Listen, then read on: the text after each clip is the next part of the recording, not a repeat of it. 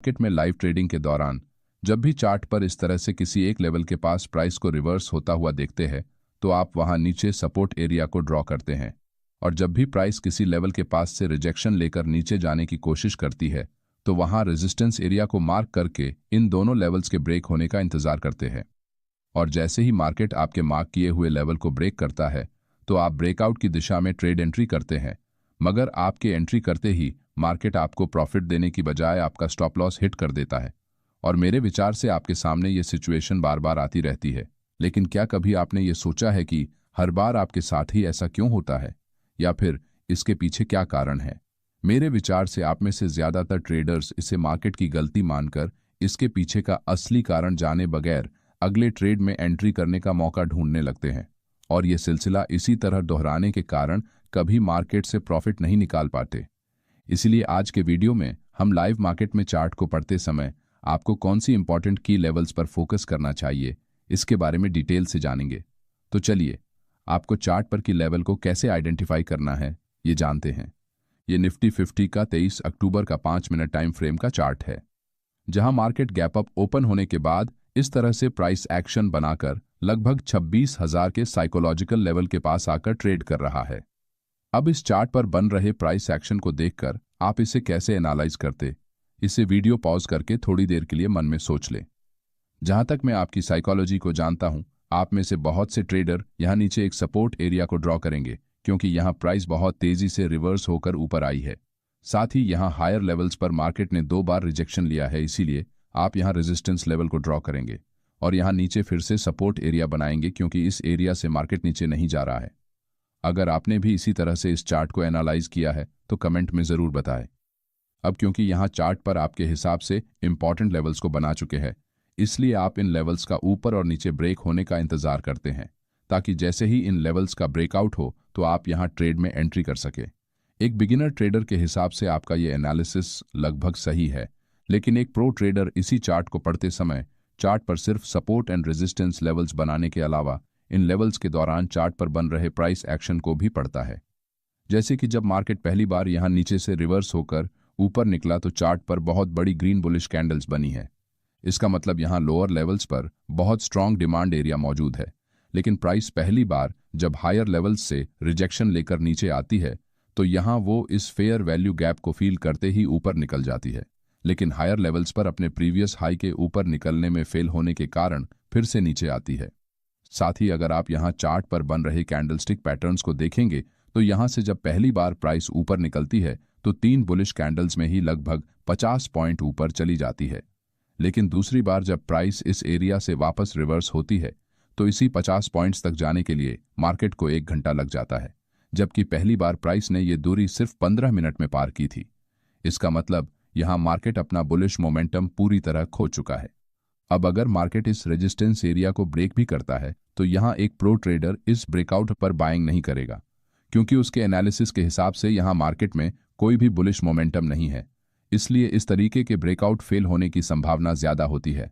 अब इस एक चार्ट को एक बिगिनर ट्रेडर और एक प्रो ट्रेडर अपने अपने हिसाब से पढ़ता है, लेकिन दोनों में फर्क सिर्फ इतना है कि एक बिगिनर ट्रेडर यानी कि आपने यहां चार्ट पर बन रहे प्राइस एक्शन को देखकर सिर्फ सपोर्ट एंड रेजिस्टेंस एरिया को बनाने के लिए कुछ लाइंस को ड्रॉ करके छोड़ दिया, लेकिन प्राइस के मूवमेंट के पीछे क्या कारण है इसे समझने की कोशिश नहीं की। लेकिन वही एक प्रो ट्रेडर इसी चार्ट को पढ़ते समय सिर्फ प्राइस एक्शन को देखकर सपोर्ट एंड रेजिस्टेंस एरियाज को मार्क करने के बजाय इन चार्ट पर बन रहे कैंडल्स को देखकर उनके पीछे की साइकोलॉजी को भी समझने की कोशिश करता है, और की लेवल्स पर प्राइस किस तरह से रिएक्ट करती है और कौन सी जगह पर सबसे ज्यादा पॉइंट ऑफ इंटरेस्ट चार्ट पर बना है इसे भी देखता है। अब ये पॉइंट ऑफ इंटरेस्ट क्या होता है इसे भी जल्दी से समझ लेते हैं। पॉइंट ऑफ इंटरेस्ट चार्ट पर वो लेवल्स होते हैं जहां बायर्स और सेलर्स सबसे ज्यादा एक्टिव होते हैं, यानी कि ट्रेड लेने में सबसे ज्यादा इंटरेस्ट दिखाते हैं।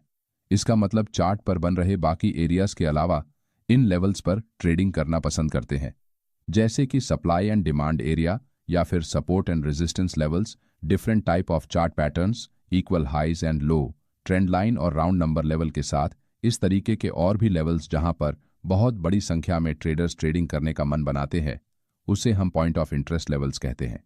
जैसे कि इस चार्ट में इन दोनों लेवल्स पर प्राइस सबसे ज्यादा रिएक्ट कर रही है, इसका मतलब इन लेवल्स के पास चार्ट पर पॉइंट ऑफ इंटरेस्ट बना हुआ है, यानी कि इस एरिया में रिटेल ट्रेडर्स ट्रेडिंग करने में ज्यादा इंटरेस्ट दिखा रहे हैं। अब क्योंकि मार्केट में रिटेल ट्रेडर्स को ट्रैप करने के लिए इन एरियाज के आसपास फेक ब्रेकआउट चार्ट पर बनते हैं, इसलिए एक प्रो ट्रेडर इन एरियाज में ज्यादा संभल कर ट्रेड करता है। जैसे कि यहाँ मार्केट इस रेजिस्टेंस लेवल के पास ब्रेकआउट हुआ है, ऐसा दिखाने के लिए एक स्ट्रॉन्ग बुलिश कैंडल चार्ट पर बनाता है, जिसे देखकर बहुत से ट्रेडर इसे एक रियल ब्रेकआउट मानते हुए यहाँ ब्रेकआउट पर लॉन्ग ट्रेड में एंट्री करते हैं। मगर कुछ ही देर में वही बुलिश कैंडल नीचे जाते हुए रेड कैंडल में बदल जाती है, जिससे इस ब्रेकआउट पर बुलिश ट्रेड में एंट्री करने वाले सभी ट्रेडर ट्रैप हो जाते हैं। इसीलिए जब भी चार्ट पर इस तरीके से किसी लेवल का ब्रेकआउट होता है, तो आपको यहां ब्रेकआउट कन्फर्मेशन जब तक नहीं मिलता तब तक किसी भी ट्रेड में एंट्री करने से बचना चाहिए। इसलिए एक प्रो ट्रेडर ठंडे दिमाग से इंतजार करता है, क्योंकि उसे पता है कि मार्केट पहले से ही 2 बार इस लेवल से रिजेक्शन लेकर नीचे जा चुका है, और इस बार जब प्राइस इस लेवल के पास आया है तो यहां इन कैंडल्स को देखकर साफ पता चलता है कि यहां बायर्स पहले के मुकाबले बहुत कमजोर हो चुके हैं, जिस वजह से यहां प्राइस की मूवमेंट बहुत धीरे होने से कैंडल की साइज भी छोटी हो गई है। इसका मतलब यहां मार्केट ने अपना मोमेंटम पूरी तरह गंवाया है, इसलिए इस ब्रेकआउट के सफल होने के चांसेस न के बराबर है। लेकिन कुछ देर बाद प्राइस बहुत तेजी से नीचे आते हुए चार्ट पर इस तरह से प्राइस एक्शन जब बनाती है तो यहां प्रो ट्रेडर्स एक्टिव हो जाते हैं, क्योंकि यहां इस रेजिस्टेंस लेवल से मार्केट इस बार बहुत तेजी से नीचे आया है, जबकि पिछली बार नीचे आते समय मार्केट ने बहुत समय लगाया था। साथ ही यहां ये जो फेयर वैल्यू गैप बना है उसे यहां मार्केट ने फील तो कर दिया है, लेकिन इस एरिया के ऊपर ज्यादा देर तक प्राइस सस्टेन नहीं कर पाई है। इसका मतलब यहां सेलर्स बहुत बड़ी संख्या में मार्केट में सेलिंग कर रहे हैं, जिस वजह से यहां बेरिश साइड की तरफ शॉर्ट ट्रेड में एंट्री की जा सकती है। कुछ ही देर में मार्केट यहां से बहुत तेजी से नीचे चला जाता है। इस तरह के प्राइस एक्शन में आप 2 प्रकार से ट्रेड एंट्री कर सकते हैं। अगर आप एक अग्रेसिव ट्रेडर है तो आप यहां इस रेड कैंडल पर शॉर्ट ट्रेड में एंट्री करते हुए इसके ऊपर अपना स्टॉप लॉस लगा सकते हैं। लेकिन अगर आप एक सेफ साइड ट्रेड एंट्री करना चाहते हैं तो आप यहां मार्केट के इस लेवल को ब्रेक करने के बाद जब यहां फेयर वैल्यू गैप बनता है और प्राइस यहां से रिजेक्शन कैंडल चार्ट पर बनाती है, तो आप यहां शॉर्ट ट्रेड में एंट्री कर सकते हैं। इस तरह के ट्रेड एंट्री सेटअप को हम कन्फर्मेशन ट्रेड एंट्री कहते हैं। इसी तरह से एक प्रो ट्रेडर चार्ट को देखकर प्राइस एक्शन को समझते हुए बिना एक्साइटमेंट के ट्रेड एंट्री करने का निर्णय लेता है और प्रॉफिट बनाता है, तो वही एक बिगिनर ट्रेडर प्राइस एक्शन को समझे बगैर सीधे ट्रेड में एंट्री करके अपना नुकसान करवा लेता है। इसलिए चार्ट पर बन रही की लेवल को समझकर ट्रेड एंट्री करनी चाहिए। चलिए अब चार्ट पर कौन कौन से की लेवल पर आपको ध्यान रखना चाहिए ये जानते हैं। की level number 1, supply and demand area. Market में जब भी प्राइस किसी एक लेवल के पास आकर बार बार वहां से रिजेक्शन फेस करती है तो हम उस एरिया को प्राइस के डायरेक्शन के हिसाब से सप्लाई एंड डिमांड एरिया कहते हैं। जैसे कि अगर प्राइस लोअर लेवल से रिजेक्शन लेकर रिवर्स होकर ऊपर निकलती है तो हम इस एरिया को डिमांड एरिया कहते हैं। उसी तरह अगर प्राइस हायर लेवल्स पर रिजेक्शन लेकर नीचे गिरती है तो हम इसे एक सप्लाई एरिया कहते हैं। डिमांड एरिया में बायर्स कंट्रोल में होते हैं तो सप्लाई एरिया में सेलर्स प्राइस को कंट्रोल करते हैं।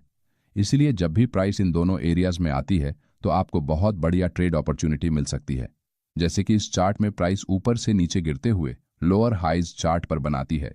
इसका मतलब मार्केट अपने पिछले हाई को ब्रेक करने में बार बार फेल हो रहा है, यानी कि यहां सेलर्स मार्केट में जब भी प्राइस ऊपर निकलने की कोशिश करती है तो वहां फिर से सेलिंग करना स्टार्ट करते हैं, जिससे मार्केट अपने पिछले हाई को ब्रेक नहीं करता। इसलिए हम यहां चार्ट पर सप्लाई एरिया को मार्क करके प्राइस के इस एरिया में दोबारा आने का इंतजार कर सकते हैं।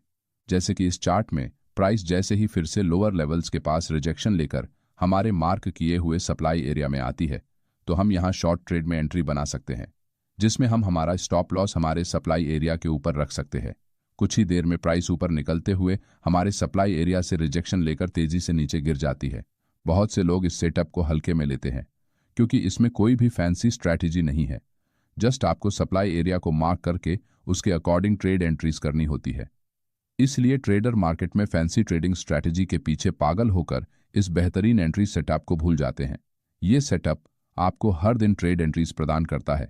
जैसे कि मैंने यहाँ इस सेटअप को समझाने के लिए निफ्टी 50 के 26 सितंबर के 5 मिनट टाइम फ्रेम के चार्ट का इस्तेमाल किया है। तो वही अगर आप इससे अगले दिन के यानी कि 29 तारीख के चार्ट को देखेंगे तो मार्केट फिर से हमारे सप्लाई एरिया से रिजेक्शन लेकर बहुत तेजी से नीचे गिरते हुए आपको नजर आएगा। साथ ही इसी एक दिन में आप इस सेटअप का इस्तेमाल करके यहाँ फिर से ट्रेड एंट्री कर सकते हैं, क्योंकि यहाँ चार्ट पर जब प्राइस नीचे गिरती है तो कुछ देर के लिए इस लेवल पर रुकने के बाद तेजी से नीचे जाती है। इसका मतलब इस एरिया में सेलर्स बहुत बड़ी संख्या में सेलिंग कर रहे हैं, जिस वजह से यहाँ एक स्ट्रॉन्ग सप्लाई एरिया चार्ट पर बन रहा है। साथ ही ये एरिया अभी तक मार्केट ने टेस्ट नहीं किया है, इसीलिए ये एक फ्रेश सप्लाई एरिया है। इसी दिन जैसे ही प्राइस इस एरिया के पास आती है तो यहाँ से फिर से रिजेक्शन लेकर नीचे गिर जाती है, जिससे हमें यहाँ बहुत अच्छा। One interesting feature that we have built is the trailing stop loss. So what that means is that the trailing stop loss allows you to automatically follow the market price, especially when the market price moves above your cost price. So setting a trailing stop loss again is super simple. I tap on the stop loss in the buy panel, and here there is a trailing stop loss option that I can tap on, and when I tap on that and apply, my stop loss is now automatically going to trail. So as you can see, if the market moves above my buy price, my stop loss will follow the market price. Great, so now you can see the trailing stop loss is set, and right now our stop loss is set at 5,700 rupees of max risk. Now, if the market moves up, our stop loss will automatically follow the price and will ensure that as a trader, we're able to capture as much as possible of the profit. So the cool thing for trailing stop loss, and the reason I use it a lot, is that sometimes I can just set my trailing stop loss and I can go back to my work, and while I'm working, I let the trailing stop loss ensure that it is capturing the biggest moves possible in the market.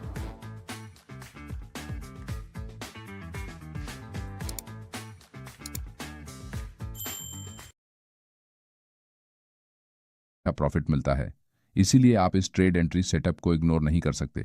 अब जिस तरह supply area काम करता है उसी तरह demand area भी काम करता है। जैसे कि निफ्टी 50 के इस 1 अक्टूबर के 5 मिनट टाइम फ्रेम के चार्ट को अगर आप देखेंगे तो यहाँ मार्केट लोअर लेवल से रिजेक्शन कैंडल बनाकर तेजी से ऊपर निकला है। इसका मतलब इस एरिया में बायर्स एक्टिवली बाइंग कर रहे हैं और वो प्राइस को इस एरिया से नीचे नहीं जाने देना चाहते। इसलिए ये एरिया हमारे लिए एक डिमांड एरिया की तरह काम कर सकता है, और अगर नेक्स्ट टाइम प्राइस इस एरिया से रिजेक्शन लेती है तो हम यहाँ लॉन्ग पोजीशन में ट्रेड एंट्री कर सकते हैं। इसलिए जैसे ही कुछ देर बाद प्राइस इस एरिया में आकर चार्ट पर रिजेक्शन कैंडल बनाती है तो हम यहाँ लॉन्ग ट्रेड में एंट्री कर सकते हैं। यहाँ कुछ ही देर बाद मार्केट ऊपर जाते हुए हमारे प्रॉफिट टारगेट को हिट कर देता है। इसी तरह से 3 तारीख को मार्केट चार्ट पर इस तरीके से लोअर लेवल से रिजेक्शन लेकर तेजी से ऊपर निकलता है तो हम यहाँ डिमांड एरिया को मार्क कर सकते हैं। थोड़ी देर बाद प्राइस जैसे ही इस डिमांड एरिया में आती है तो यहाँ से फिर से रिवर्स होकर ऊपर निकल जाती है और इसके ऊपर ट्रेड करती रहती है। अब जो भी ट्रेडर इस एरिया में लॉन्ग ट्रेड में एंट्री नहीं कर सके, वो जब प्राइस ये एक फ्रेश डिमांड एरिया बनाती है और यहाँ अगर भविष्य में प्राइस वापस आती है तो फिर से लॉन्ग पोजीशन में एंट्री कर सकते हैं, क्योंकि जब भी प्राइस अपने पिछले डिमांड एरिया को टच करे बिना उससे पहले ही रिवर्स हो जाती है तो इसका मतलब यहाँ इस लेवल पर बायर्स बहुत स्ट्रांग है, इसलिए वो मार्केट में बढ़े हुए दामों यानी कि प्राइस पर खरीदारी करना पसंद कर रहे हैं। इसीलिए ये एक फ्रेश डिमांड एरिया बन जाता है। अब अगर प्राइस यहाँ वापस आती है तो और अधिक नीचे जाने की बजाय यहाँ से ही रिवर्स हो सकती है। इसी वजह से आप यहाँ ट्रेड एंट्री कर सकते हैं। इसी तरह मार्केट में की लेवल का इस्तेमाल करके ट्रेड एंट्रीज की जाती है। ये ट्रेडिंग करने का सबसे सिंपल तरीका है और आप जितने सिंपल रहकर ट्रेडिंग करेंगे आपके प्रॉफिटेबल ट्रेडर बनने के चांसेस उतने ही बढ़ जाते हैं। की लेवल नंबर 2, लिक्विडिटी एरिया। ये निफ्टी 50 का 3 अक्टूबर का 5 मिनट टाइम फ्रेम का चार्ट है, जहां मार्केट तेजी से नीचे गिरने के बाद लोअर लेवल से रिवर्स होकर चार्ट पर इस तरह से प्राइस एक्शन बनाता है। जहां नीचे डिमांड एरिया बना है तो यहां हायर लेवल्स पर सप्लाई एरिया चार्ट पर क्रिएट हुआ है। अब दूसरी बार जब प्राइस इस फेयर वैल्यू गैप से रिजेक्शन लेकर नीचे जाती है तो यहां फिर से एक फ्रेश सप्लाई एरिया क्रिएट हो जाता है। जब भी चार्ट पर सप्लाई एंड डिमांड एरिया बनता है तो वहां बड़ी संख्या में रिटेल ट्रेडर ट्रेड करना पसंद करते हैं, जिस वजह से इन एरियाज के पास लिक्विडिटी जनरेट हो जाती है, जो कि प्राइस के मूवमेंट के लिए बहुत आवश्यक है। अब जब प्राइस दोबारा नीचे जाती है तो वो अपने प्रीवियस स्विंग लो को नीचे ब्रेक करने की बजाय उससे पहले ही रिवर्स होकर अपने हायर लेवल्स पर बने सप्लाई एरिया के पास फेक ब्रेकआउट क्रिएट करके यहाँ रिटेल ट्रेडर्स की लिक्विडिटी को स्वीप करने के बाद फिर से नीचे चली जाती है और लोअर लेवल में डिमांड एरिया के पास बनी लिक्विडिटी को ग्रैब कर लेती है। इसी तरह जब अगले दिन यानी कि 31 अक्टूबर को मार्केट ओपन होता है तो प्राइस सबसे पहले इस एरिया में सेलर्स द्वारा बनाई हुई लिक्विडिटी को स्वीप करने के बाद नीचे चली जाती है। इसका मतलब आपको चार्ट पर जब भी सप्लाई एंड डिमांड एरिया बनते हैं तो उसके साथ उस एरिया के आसपास लिक्विडिटी भी क्रिएट होती है। इसे ध्यान में रखते हुए ट्रेड में एंट्री करनी चाहिए, तभी आप इस तरह के फेक ब्रेकआउट्स में फंसने से बच पाएंगे, क्योंकि यहां मार्केट ने पिछले दिन के इन दोनों रेसिस्टेंस एरियाज को ब्रेक किया है, जिसे देखकर बहुत से रिटेल ट्रेडर यहां बिना कुछ सोचे समझे सीधे लॉन्ग ट्रेड में एंट्री करने लगते हैं, जो कि एकदम गलत बात है, क्योंकि मार्केट में इस तरह के ब्रेकआउट आपको फंसाने के लिए ही बनाए जाते हैं और ये इतने परफेक्ट होते हैं कि कोई भी ट्रेडर इन्हें देखकर अपने आप को नहीं रोक पाता और यहां सीधे ट्रेड में एंट्री कर लेता है। आपके साथ भी बहुत बार ऐसा हुआ होगा कि चार्ट पर एक ऐसा परफेक्ट ब्रेकआउट आपको दिखा होगा जो एक बेहतरीन ब्रेकआउट के सभी क्राइटेरियाज को पूरा करता है, लेकिन फिर भी फेल हो जाता है और आप इसमें ट्रैप हो जाते हैं। इसीलिए चार्ट पर आपको जो दिखता है वो होता नहीं और जो दिखता नहीं वो हो जाता है, क्योंकि इस तरह के ब्रेकआउट जानबूझकर आपको दिखाने के लिए ही बनाए जाते हैं। इसीलिए थोड़ा धीरज रखते हुए सावधानीपूर्वक ट्रेड एंट्री करने का निर्णय लेना चाहिए। की लेवल्स के दूसरे भाग में हम और भी इंपॉर्टेंट की लेवल्स के बारे